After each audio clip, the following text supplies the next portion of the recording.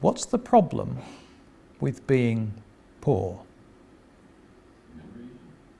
Sorry? Hunger. Hunger. Yes. At its most extreme, poverty is a life-threatening condition. And think about it. You don't know where your next meal is going to come from. You don't know whether you have shelter to protect you and your family. You are reliant on others to satisfy your own needs and the needs of all your dependents. It's not a pleasant condition to be in. And then, if that were not enough, one of the most difficult things about being poor is the shame associated with it.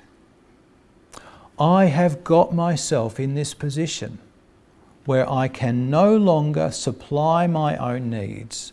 I can no longer provide for the needs of my family. And you can imagine the shame and the distress that that causes to a person. Now, when we look at the Greek word here in this sentence for poverty, for poor, we see all of that contained.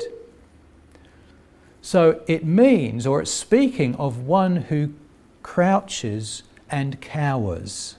That's essentially what it's about. To crouch and to cower, therefore to be beggarly and poor. It's an emotionally charged word, this word here.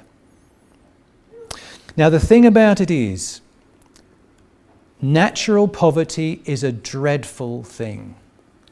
We would not wish this upon anyone, but spiritual poverty is absolutely essential. Absolutely essential. You see, so many spiritual principles just fall into place when we experience spiritual poverty. For example, our ability to forgive another is so often tied with our own ability to recognize my own need for forgiveness. If you think about the way the Lord speaks about forgiveness in the Gospels, we have them tied together so tightly. Judgment. Our ability to let go of judgment is tied often to our recognition that we ourselves are worthy of being judged. Again, those two ideas are tied together in the Gospels. And in the Beatitudes, in a few months' time, we're going to look at the idea of mercy. Blessed are the merciful, for they shall receive mercy. Again, the ideas are tied together. And one of the most fundamental things we must realise is that none of us actually deserves entry into heaven. Swedenborg uses this word merit to describe this attitude of believing that I, of myself, am worthy of entering heaven. I have done what needs to be done to enter heaven. That is utterly false. And we need to realise it. You see, so many things fall into place when we have this poverty of spirit. When we look at the beginning of the book, Heaven and Hell, the first thing Swedenborg does is he establishes this principle as being the foundation of what heaven is. So he says, the divine of the Lord makes heaven. It is the divine proceeding from the Lord which inflows with the angels and is received by them that makes heaven in general and in part. There is nothing of the angels themselves that makes heaven. The only thing that makes heaven in them is that they are open to receive the Lord. They recognize that they are poor in spirit. And he hammers this point in the next couple of paragraphs. He says that a person wills and does nothing good from himself. A person thinks and believes nothing of truth from himself.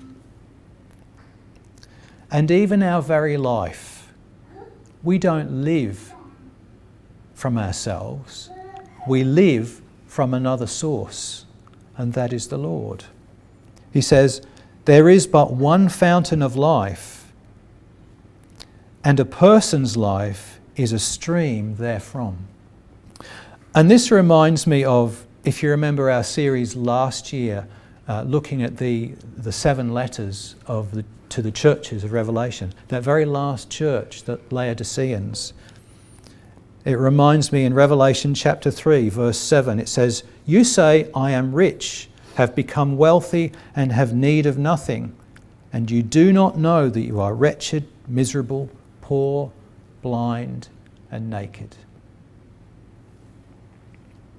I have to say, this is one of the most difficult ideas, I think, for people to grasp, because it doesn't square with our experience of life. I remember looking at those first couple of chapters of Heaven and Hell and thinking, what's this about? I don't really understand what's going on here. We spend so much of our early life thinking about how good we are, how right we are, how blessed we are. But life has a way of kind of knocking us down a peg or two as we go along.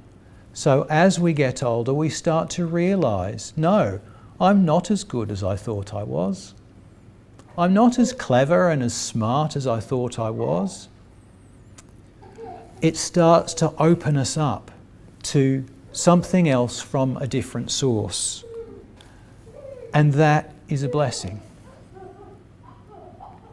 Because if we didn't have those experiences, we would never get to see the blessing the Lord truly has to give us. If you remember, I read this a little earlier. I want to just continue just at the end of this passage from Heavenly Secrets 981, where he continues by writing this. Blessing means the Lord's presence and grace. The Lord is present only in charity. The Lord is present with everyone. But as is a person's distance from charity, so is the degree of the Lord's presence. If you can get your poverty of spirit right, so much else will just fall into place. Just something worth thinking about.